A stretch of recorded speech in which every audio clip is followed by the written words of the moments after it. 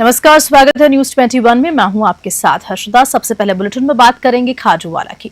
छतरगढ़ थाना क्षेत्र के खारवाली ग्राम पंचायत स्थित सूरजनेवाली गांव में तेज तूफान के दौरान 11 केवी की विद्युत लाइन टूटकर गिर गई। करंट की चपेट में आने से मुश्ताक नामक युवक गंभीर रूप से झुलस गया, जिसके इलाज के लिए उसे अस्पताल ले जाया गया, लेकिन डॉक्टर्स ने उसे मृत घोषित कर दिया। इस हादसे में मुश्ताक की मां भी गंभीर रूप से झुलस गई और उनका उपचार छतरगढ़ के अस्पताल में जारी है। मृतक के परिजनों ने शव लेने से इनकार कर दिया और छतरगढ़ सीएचसी के सामने धरना दिया। वे पीड़ित परिवार को आर्थिक सहायता देने और लापरवाह विद्युत कर्मचारियों के खिलाफ सख्त कार्रवाई की मांग कर रहे हैं। घटना के बाद से ग्रामीणों में विद्युत विभाग के प्रति जबरदस्त आक्रोश देखा जा रहा है। खाजूवाला से धर्मपाल लेखा की रिपोर्ट। खैरथल के सिवाना रोड स्थित Indira happy senior secondary school में शनिवार को संस्थापक स्वर्गीय डॉक्टर एमपी खुराना की 5वीं पुण्यतिथि पर श्रद्धांजलि कार्यक्रम आयोजित किया। इस अवसर पर स्कूल प्रांगण में सुबह 8 बजे से 12 बजे तक हनुमान जी महाराज का सुंदरकांड पाठ हुआ, जिसमें पंडित पवन मिश्रा और उनकी टीम ने सुंदर भजन प्रस्तुत किए। कार्यक्रम में पूर्व विधायक एवं राष्ट्रीय परिषद सदस्य रामहेत सिंह यादव, बीजेपी उत्तर जिला अध्यक्ष महासिंह चौधरी, पूर्व राजस्थान यूनिवर्सिटी अध्यक्ष पवन यादव, खैरथल मंडल अध्यक्ष मनीष शर्मा, निजी स्कूल संचालक संघ अध्यक्ष सुनील यादव, वरिष्ठ अध्यापक भगवान दास सहित विभिन्न निजी शिक्षण संस्थानों के निदेशक और अध्यापक शामिल हुए। सभी अतिथियों ने स्वर्गीय डॉक्टर एमपी खुराना के चित्र पर पुष्प अर्पित कर उन्हें भावभीनी श्रद्धांजलि दी। खैरथल से मोहम्मद शकील की रिपोर्ट। दौसा जिले के भांडारेज कस्बे में रविवार को ऑपरेशन सिंदूर की सफलता के उपलक्ष्य में तिरंगा यात्रा का आयोजन किया गया।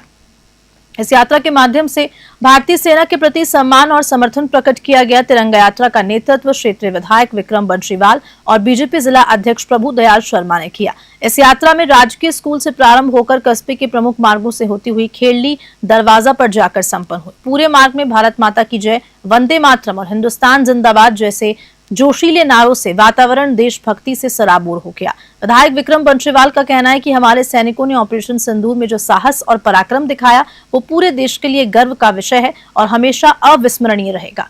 तिरंगा यात्रा में बड़ी संख्या में स्थानीय नागरिक, युवा और पार्टी कार्यकर्ताओं ने हिस्सा लिया। भांडारेज से अश्विनी जांगड़ की रिपोर्ट। भांडारेज की जनता हुआ, देखिए पहलगांव में जो हमला हुआ उसके बाद भारत ने जो आतंकवाद के ठिकाने उड़ाए तो पाकिस्तान आर्मी को जोर जवाब दिया और उसी शौर्य के सम्मान के अंदर भारतीय सेना के सम्मान के लिए अपने जगह जगह यात्राएं निकाली। आज भांडारेज गाँव में यात्रा निकली है।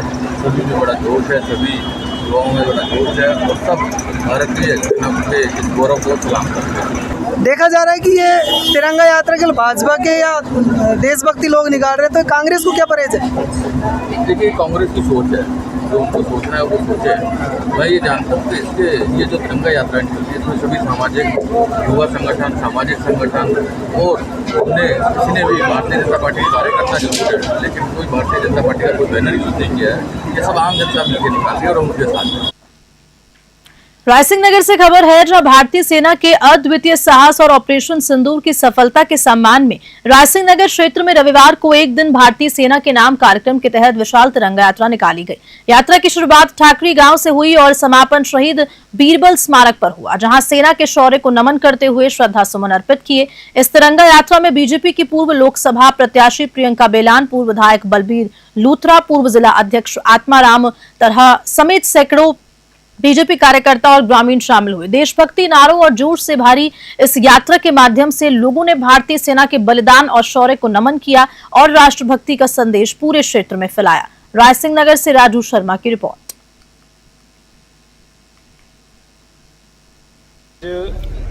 रायसिंह नगर विधानसभा की पूरी जनता ने, भारतीय जनता पार्टी के कार्यकर्ताओं ने, सभी धर्म और वर्ग के लोगों ने मिलजुल कर भारत की सेना के सम्मान में, हमारे आदरणीय प्रधानमंत्री मोदी जी के सम्मान में रायसिंह विधानसभा में तिरंगा यात्रा निकालने का कार्यक्रम किया गया। बड़ी संख्या में जिस प्रकार से रायसिंह नगर विधानसभा के लोगों ने उत्साह दिखाया, मैं उन सभी रायसिंह विधानसभा की जनता को सैल्यूट करता हूं और भारत के आदरणीय प्रधानमंत्री को सैल्यूट करता हूं और भारत की सेना को सैल्यूट करता हूं। बारां जिला कलेक्टर रोहिताश सिंह तोमर के निर्देश पर वन विभाग ने अतिक्रमण मुक्त बारां वन भूमि अभियान के तहत शनिवार को केलवाड़ा रेंज में बड़ी कार्रवाई की। उप वन संरक्षक अनिल यादव के नेतृत्व में खिरियाबी, मौजा, खुसियारा और साथ साथ अवैध रूप से कब्जाई गई करीब 2300 बीघा वन भूमि को मुक्त कराया गया। अतिक्रमणकारी लोगों ने इस क्षेत्र में पत्थरों की दीवार बनाकर खेत तैयार किए हुए थे और अवैध बोरवेल के जरिए सिंचाई भी की जा रही थी। वन विभाग ने 3 जेसीबी मशीन और 3 रेंज केलवाड़ा, शाहाबाद व छबड़ा के स्टाफ की मदद से लगभग 4000 मीटर लंबी पत्थर कोट को ध्वस्त कर दिया और 4 अवैध बोरवेलों को नष्ट कर दिया। इसके बाद जमीन को ट्रेचिंग पूरी तरह से अतिक्रमण मुक्त किया गया। बारां से हरीश शर्मा की रिपोर्ट। राजस्थान के लालसर भांडारेज मार्ग से जुड़ी ढाणी नरवाणी की वर्षों पुरानी सड़क विवाद की समस्या आखिरकार सुलझ गई।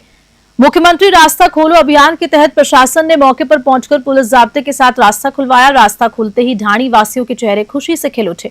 ग्रामीणों ने बताया कि रात्रि में गर्भवती महिलाओं और बीमार लोगों को समय पर अस्पताल पहुंचाने में दिक्कत होती थी। बच्चे भी रोज 2 किलोमीटर पैदल चलकर स्कूल जाते थे। अब सरकार और प्रशासन की पहल से उनकी वर्षों पुरानी परेशानी का समाधान भी हो गया है। ग्रामीणों ने सीएम भजनलाल शर्मा और प्रशासन का आभार व्यक्त किया। भांडारेज से अश्विनी जांगड़ की रिपोर्ट। कल का जो रास्ते का मामला है उसमें क्या समस्या आई और क्या प्रशासन के द्वारा खुलवाया गया? प्रशासन के द्वारा खुलाया थे। कोई लड़ाई दंगा, कोई तहसीलदार, पटवारी, कलेक्टर सब आया। ये वीडियो में कह रहे हैं कि मारपीट हुई है, जबरदस्ती कोई मारपीट को नहीं साहब। प्रशासन मौजूद थे, टीम मौजूद थी साहब, टीम पूरी प्रशासन की आई। क्या समस्या थी रास्ते को लेकर?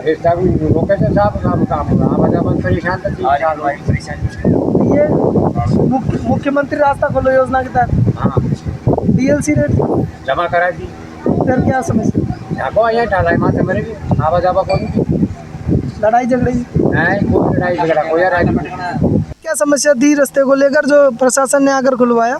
सर हमको बहुत सालों से समस्या थी। पहले तो ऐसे ही निकल जाती थी। पहले एक आदमी को नहीं रोका, आज इन्होंने रोक दिया रास्ता रोक दिया। तो हमारे बच्चे उनकी बहुत पढ़ाई की डिस्टर्ब हो रहा है। छोटे छोटे बच्चे हैं, वो पढ़ने कैसे जाए, यहाँ साधन नहीं आता है। आपको तो पता, अगर आप वहाँ से आते आज नहीं खुलता तो आपको पता चल जाता। हमारा रास्ता लेके बहुत परेशानी है। डिलीवरी होती है तो हमारे आधे रास्ते पहुँचते ही डिलीवरी हो जाती है। हमको वहाँ जाना पड़ता है, कम से कम यहाँ से 3-4 किलोमीटर एरिया हम भर के जब हम मार्केट जाते हैं। तो हमको बहुत समस्या थी। हमने इनसे भाईबंदी से भी बोला कि आप हमको भाईबंदी से दे दो, हम ज़मीन दे देंगे, हम आपको पैसा दे देंगे। फिर इन्होंने मना कर दिया, हमको कुछ नहीं चाहिए, हम देंगे ही नहीं तुमको रास्ता, हम तुमको बर्बाद ही कर देंगे, रास्ता नहीं देंगे। लेकिन जोधपुर से खबर है, जहां लूणी थाना क्षेत्र में अवैध बजरी खनन माफिया के हौसले इतने बुलंद हो गए हैं कि पुलिस का भी कुछ नहीं बिगाड़ पा रहे हैं। डंपर चालक ने पुलिस कांस्टेबल सुनील खिलेरी को कुचल दिया, जिससे जवान गंभीर रूप से घायल हो गया। सूचना मिलते ही पुलिस मौके पर पहुंची और डंपर चालक की तलाश शुरू कर दी। पुलिस अवैध बजरी के खिलाफ कार्रवाई कर रही थी, तभी चालक ने डंपर भगाकर कांस्टेबल पर चढ़ाई कर दी। घायल कांस्टेबल को तुरंत मथुरा दास माथुर हॉस्पिटल के ट्रॉमा सेंटर में भर्ती किया, जहां डीसीपी राजश्री राज भी पहुंचे। मामले की जांच जारी है और माफिया के खिलाफ सख्त कार्रवाई की तैयारी है। जोधपुर से मनोहर सिंह की रिपोर्ट।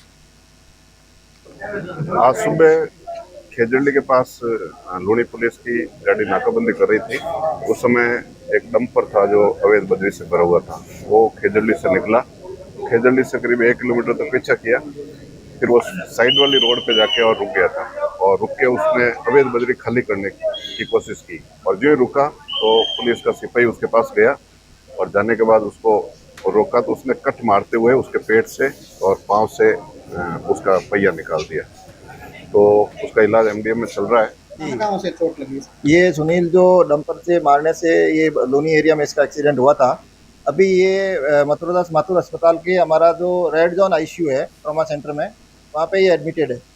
और पेशेंट को दोनों साइड की कूल्हे की हड्डी और ये जो कूल्हे का एरिया है जहाँ पे ये यूरिनरी ब्लैडर वगैरह रहता है, ये भी रप्चर्ड है उसका संभावित रूप से। और इसके टेस्टिस जो है वहाँ पे चोट है वो एक्सपोज्ड है। और अभी इसकी कुछ जांचें हुई है और कुछ अभी बाकी है। इसका प्राइमरी ट्रीटमेंट इलाज स्टार्ट कर दिया है और ये पेशेंट इंट्यूबेटेड है, कृत्रिम सांस की भी जरूरत पड़ रही है, इसको दिया जा रहा है और अभी कंडीशन कुछ। जोधपुर कमिश्नरेट के पश्चिम जिले में पुलिस रत्न सम्मान समारोह 2025 का भव्य आयोजन किया गया। इसी अवसर पर डीसीपी राजश्री राज वर्मा ने जटिल मामलों के खुलासे, अनुसंधान और अपराधियों की गिरफ्तारी में उत्कृष्ट प्रदर्शन करने वाले 108 पुलिसकर्मियों को सम्मानित किया। पिछले 1 साल में विभिन्न थाना क्षेत्रों में बड़ी वारदातों का खुलासा करने पर 12 थाना अधिकारियों समेत एसआई, एएसआई, हेड कांस्टेबल और कांस्टेबल्स को विशेष पुरस्कार दिए गए। डीसीपी राजश्री राज ने बताया कि उन्होंने लंबे समय से इस तरह के समारोह का आयोजन करना चाहा ताकि अच्छे कार्यों को प्रोत्साहन मिले। उन्होंने कहा कि आमतौर पर केवल लापरवाही पर कार्रवाई होती है, लेकिन अब अच्छे कर्मियों को भी पुरस्कृत किया जाएगा। इस समारोह से पहले सभी पुलिसकर्मियों की मेडिकल जांच भी की गई। सम्मानित पुलिसकर्मियों के चेहरे इस खुशी से खिल उठे। जोधपुर से मनोहर सिंह की रिपोर्ट। कर पाने में हम काफ़ी हद तक कामयाब रहे हैं। इस तरीके का सम्मान समारोह कराने का काफ़ी दिनों से मेरे दिमाग में था, क्योंकि जनरली हमारे विभाग ऐसा है कि हम जनरली देखते हैं कि हम सज़ा बहुत जल्दी दे देते हैं, मगर जब किसी को सम्मानित करने की बात होती है या जब छोटी छोटी हमारी उपलब्धियाँ होती है उसको अप्रिशिएट करने की बात होती है तो वो रिवॉर्ड रोल्स जो है वो पड़े रहते हैं।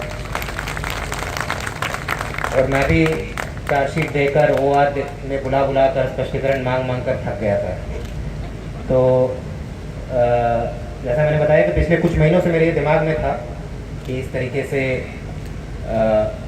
जो हमारा पुलिस का जाब्ता है, हमारे पुलिस के जो कार्मिक है, उनको मोटिवेट करने के लिए बहुत ज़रूरी है कि अगर कोई अच्छा काम कर रहा है तो उसे अप्रिशिएट किया जाए। और इसी मंशा के साथ इसका आयोजन किया गया है। इस आयोजन में हमारे जितने दोनों ADCPs हो गए और जितने भी ऑर्गेनाइजिंग कमेटी के जो सदस्य रहे हैं हमारे ऑफिस की तरफ से, उनका मैं बहुत बहुत धन्यवाद देना चाहूँगा।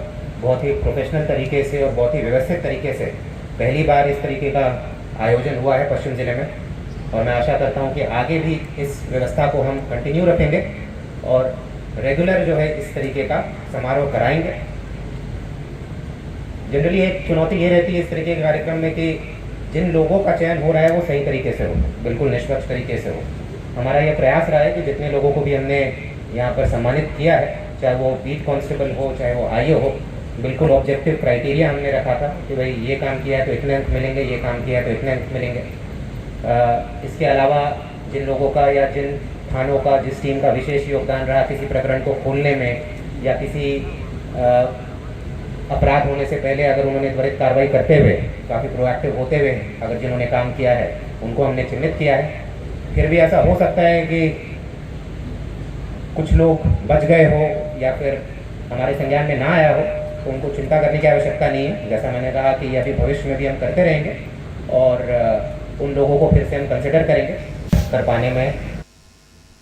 धौलपुर से खबर है, जहां जिले में लगातार पड़ रही भीषण गर्मी से लोग परेशान थे, लेकिन शनिवार शाम से मौसम ने करवट ली। आसमान में बादल छा गए और रात होते होते हल्की बूंदाबांदी भी शुरू हो गई। कड़कती बिजली और ठंडी फुहारों ने शहरवासियों को गर्मी से राहत दी। रविवार सुबह तक जारी रही बारिश ने तापमान में गिरावट दर्ज कराई, जिससे आमजन के चेहरे खिल उठे। मौसम विभाग ने बताया कि आने वाले दिनों में ऐसे बदलाव बने रह सकते हैं, साथ ही रुक रुक कर बूंदाबांदी भी होती रहेगी। चिकित्सकों ने नागरिकों से अपनी सेहत का खास ध्यान रखने की अपील की है। उन्होंने कहा कि सर्दी, जुकाम और बुखार जैसी बीमारियों से बचाव के लिए शरीर को ढक कर रखें और ठंडी चीजों के सेवन से बचें। धौलपुर से संजय कसाना की रिपोर्ट। धौलपुर जिले के कंचनपुर थाना क्षेत्र के अब्दुलपुर गांव में 60 वर्षीय किसान होरीलाल जाटव की खेत में संदिग्ध अवस्था में मृत्यु का मामला सामने आया। परिजनों से बेहोशी की हालत में बाड़ी सामान्य अस्पताल लेकर पहुंचे डॉक्टर्स ने उसे मृत घोषित कर दिया।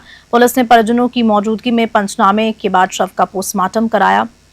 मृतक के पुत्र महावीर जाटव ने कहा कि संभवतः जहरीले कीड़े के काटने या बिजली करंट लगने से मौत हुई हो सकती है। पुलिस ने मामला दर्ज कर जांच शुरू कर दी। कंचनपुर थाने के ASI सोमवीर सिंह मामले की जांच कर रहे हैं और पोस्टमार्टम रिपोर्ट के बाद ही मौत के असली कारण का पता चल पाएगा। धौलपुर से संजय कसाना की रिपोर्ट। मेरे पिताजी सुबह 10 बजे के करीबन खेत पर गए थे, तो कटई वगैरह खड़ी थी, उसको साफ करने के लिए गए थे। तो ये पता नहीं है कि काम करते हुए सांप ने काटा है, कीड़े ने काटा है, हमारे को कोई पता नहीं है सर। हम खाना खा के गए हैं तो हमारे को किसी ने बताया कि खेत पर।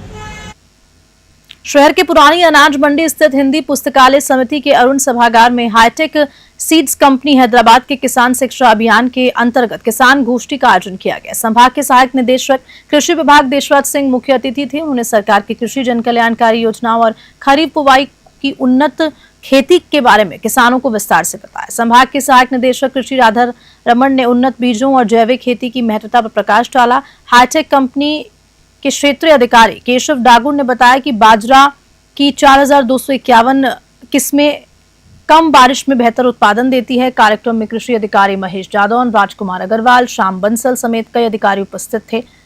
डीक से पंकज शर्मा की रिपोर्ट। संभाग में विशेष करके हमारा पशुओं द्वारा फसलों में काफ़ी नुकसान होता है और तो तारबंदी योजना राजस्थान सरकार द्वारा शुरू की गई है। इसमें पहले 1.5 हेक्टेयर की सीमा थी, तो अपने संभाग में ज़्यादातर छोटे किसान हैं, लोग सीमांत किसान हैं, ज़मीनें जो है बिखरी हुई है, तो ज़्यादातर किसान इस लाभ से वंचित हो जाते थे। इस बार सरकार ने जो है एक किसान के लिए अधिकतम एक जगह पर आधा हेक्टेयर यानी करीब 3 बीघा ज़मीन हो भरतपुर जिले की, तो हिसाब से वो इस योजना का लाभ ले सकते। और इसी खबर के साथ बुलेटिन में इतना ही। नमस्कार।